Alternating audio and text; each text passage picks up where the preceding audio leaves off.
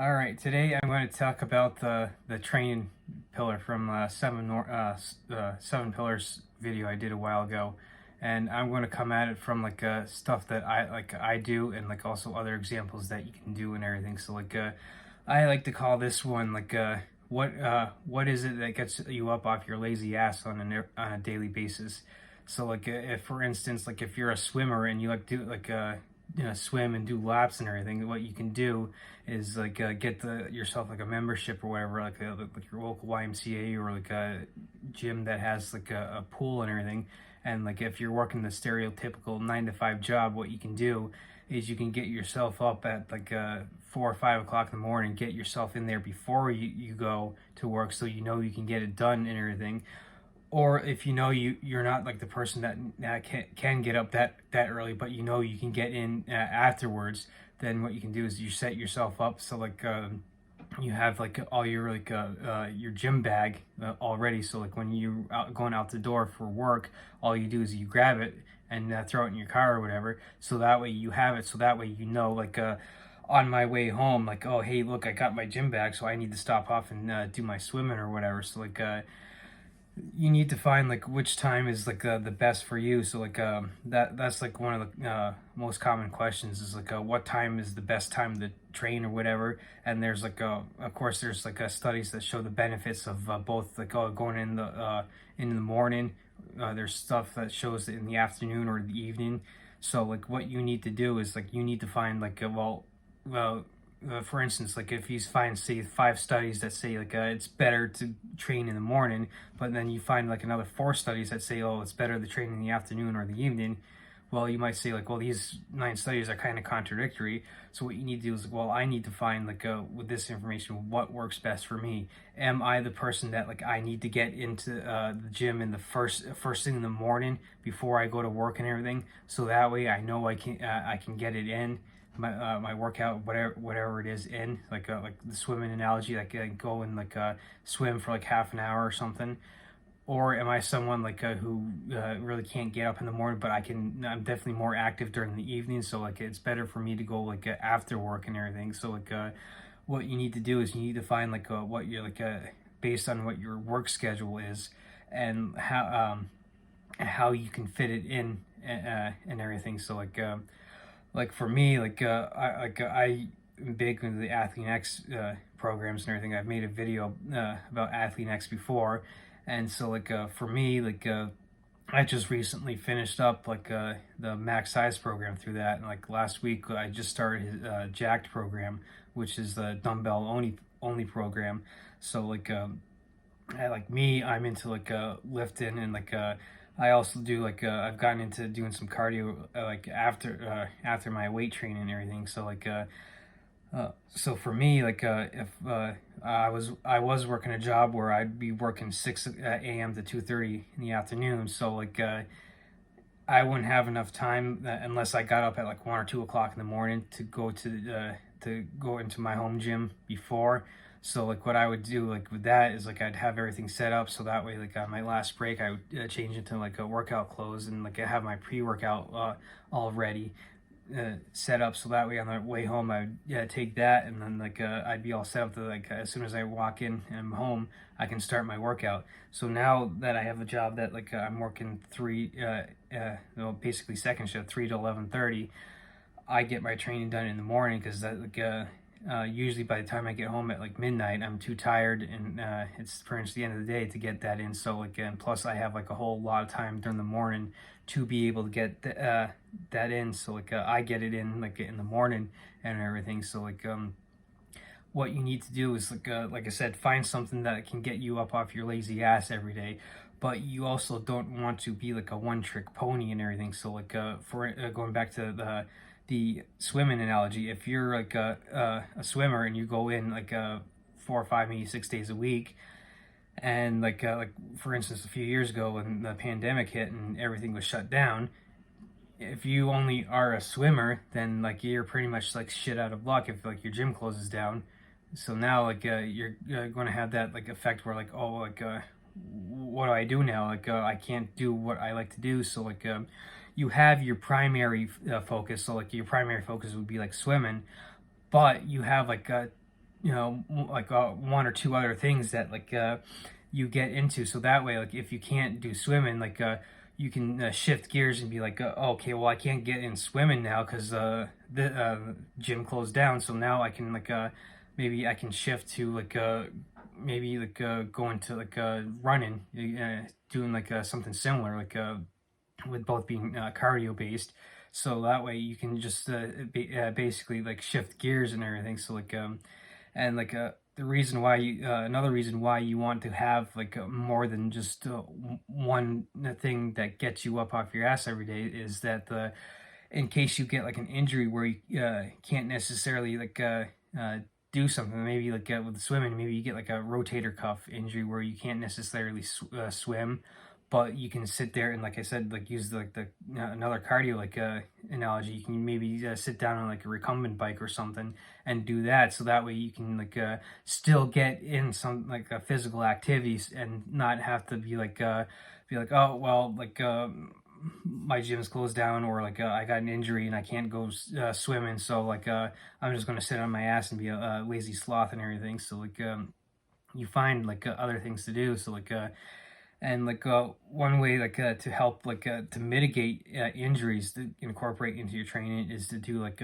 things like dynamic and static stretching, and also doing things like yoga and everything to help enhance like your recovery in between workouts and everything. So like my example for me is like with doing like the jack program, like it's a 6 day a week lifting program where like the one day off the day off I have from lifting, what I do is like it's usually on a Saturday when I'm running around getting my errands done and everything, like based on like what I said with like my weekly routine video. On days like that, I can still get outside, or like maybe like on a treadmill or something, walk for like half an hour or so, and still do yoga, so I can still get like some physical activity, so I'm not being a completely lazy sloth or whatever, and still improve myself and everything. So like the reason why physical training is important because it has like indirectly like a positive effect on your mental health, because it gives you something to like focus on. So like when it comes to recovery, like with the smart recovery with the 4 points, like it can help you control urges, especially early on. Because like what I did is I went all I was hell bent on getting to the gym when I first got sober. It gave me something to like kind of like control any and all urges.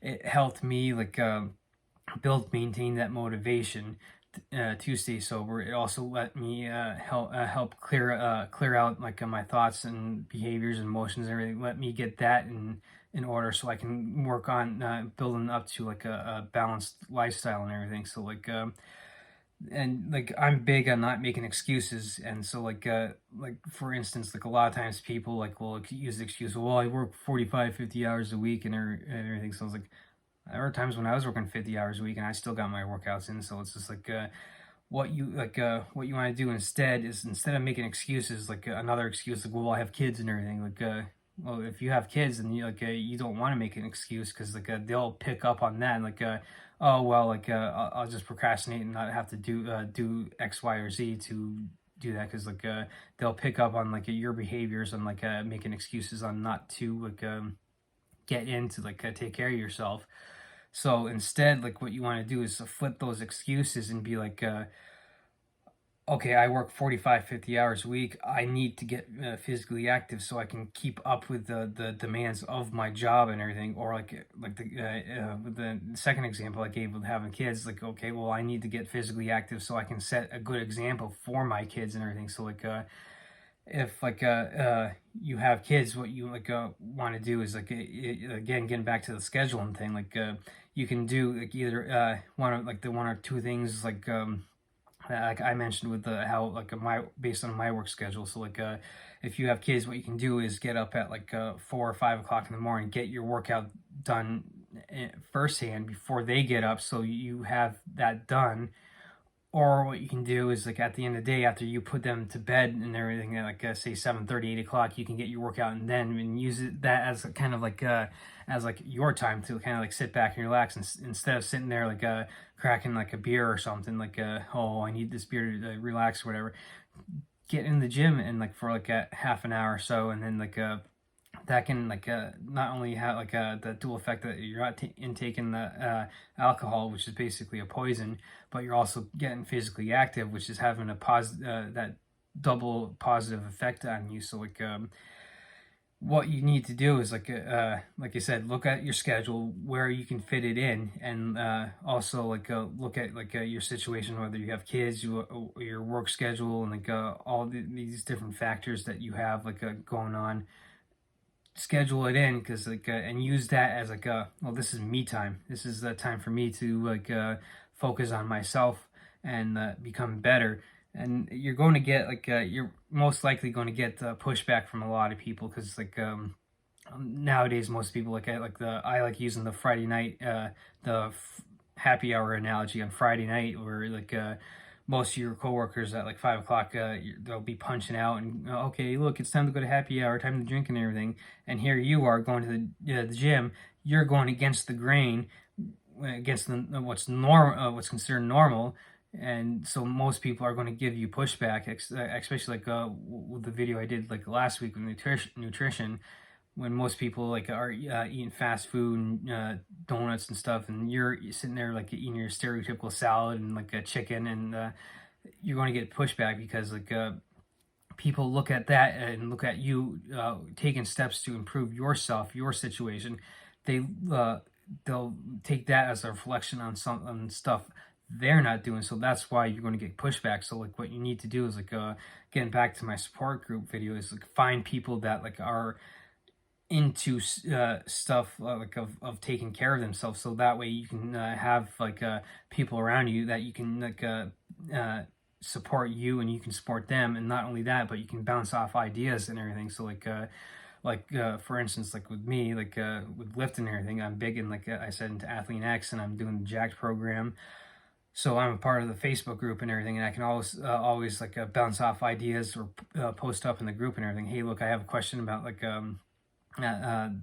this workout or whatever, or like getting back to my nutrition video last week, like this is what like break it down to with as much information. He's kind of like, okay, this is what I'm doing, this is like this is where I'm fitting this in, like I'm missing this one little piece of key, this one little like piece of the puzzle, where like someone else might be able to like that's gone through like something similar, or this saying like with the Athlean X, they may have gone through the program that I'm currently doing, and I can sit there, post up a question, they're like, oh hey, this is what I did and everything, that be something that like I wouldn't not necessarily have thought of before.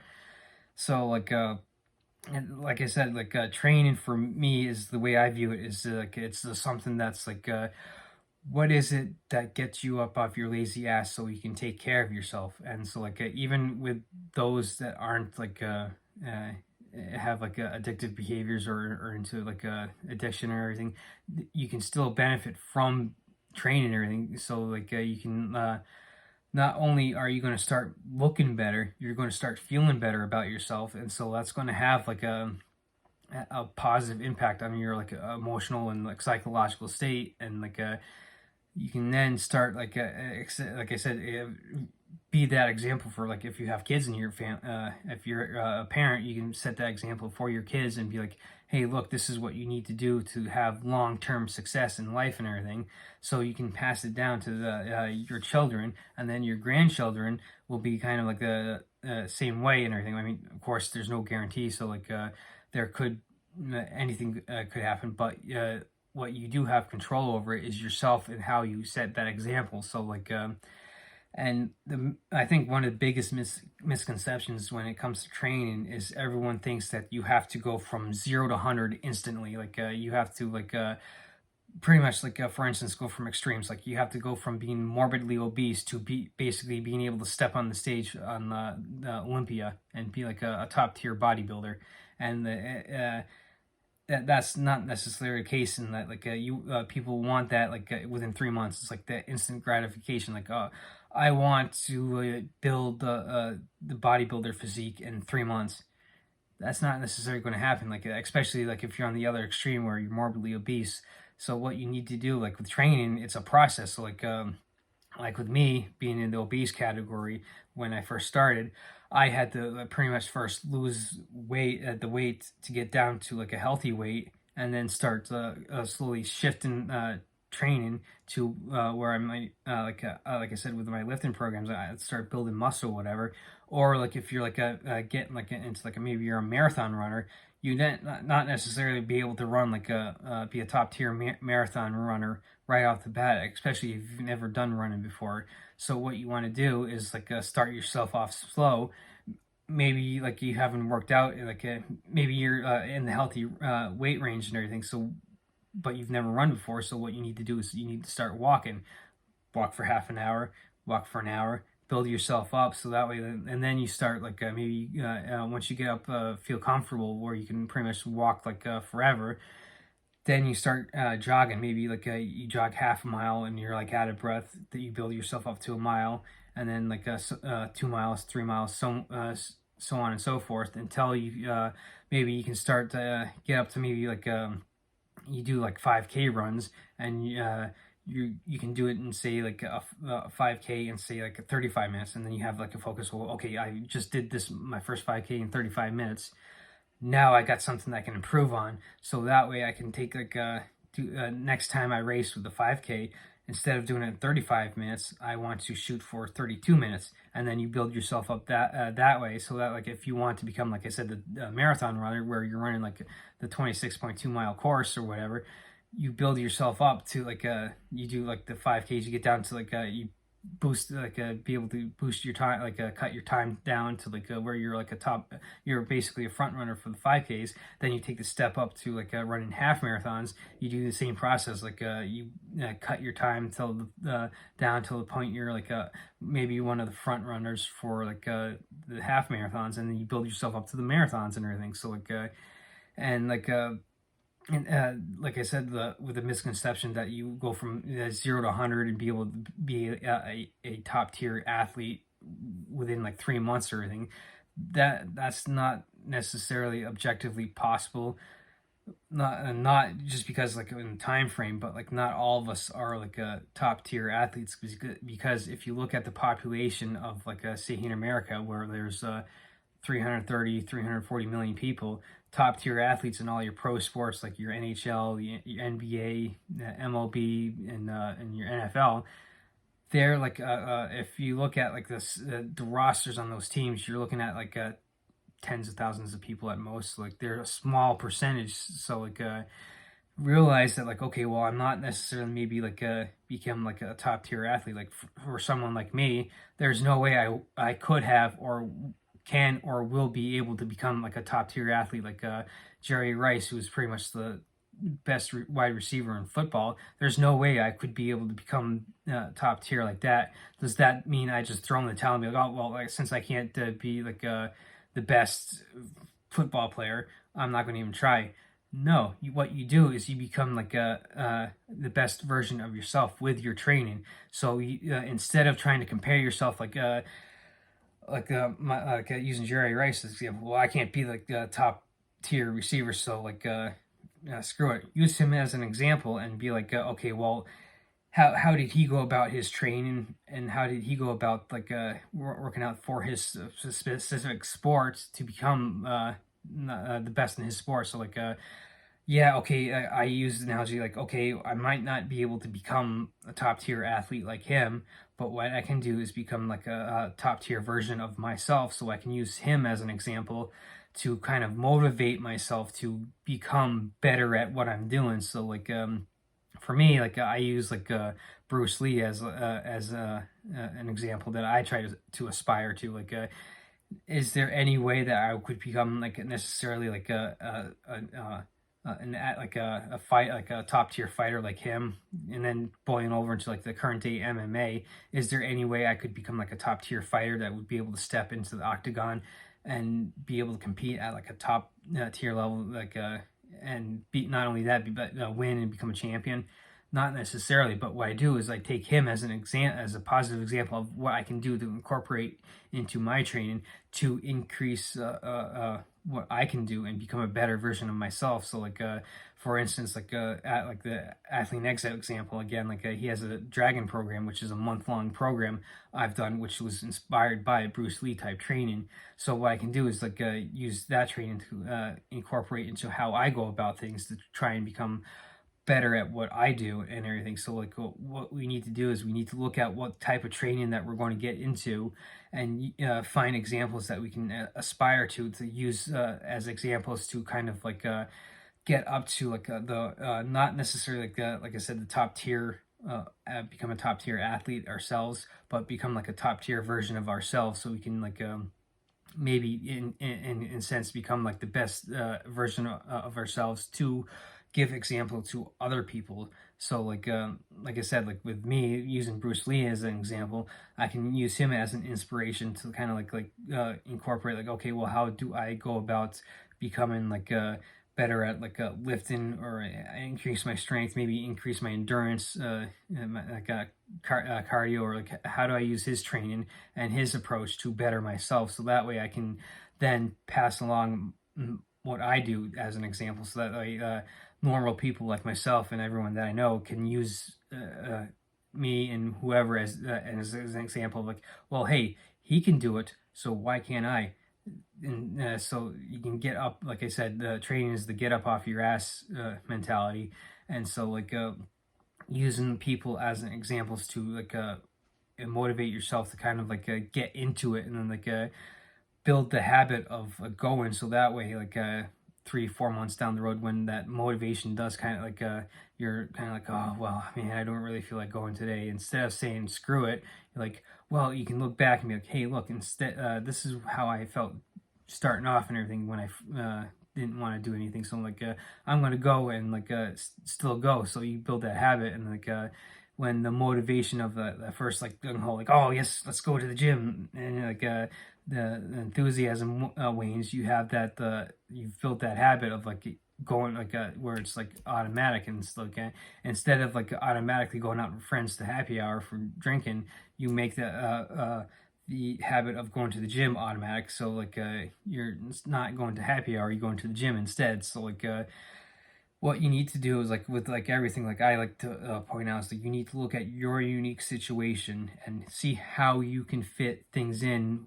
what training begin to motivate you to get started, and then once you get started, you start building up the habit on a daily, weekly, monthly basis.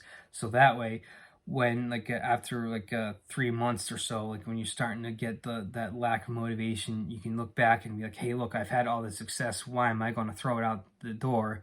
So it keeps you coming back and everything. So like I'll use the big analogy, like if like for instance like the 2 year time frame, I'll say give me 2 years, and over the next 2 years do what like whatever it takes to keep hammering away the habits and everything, so that way after 2 years you can look back at all the progress you've made. So like people will scoff at like, oh, 2 years, that's such a long time frame, like, and but you got to remember is the 2 years are going to pass anyway. So like I'll use the Athlete Next approach, like for example, like with 2 years, what you can do is like with Athlete Next is like for 2 years you can first start off with the AX1 program, that's 3 months, and then like the AX2 program, all of them are all the programs except for NXT programs are 3 months long. The NXTs are 1 month.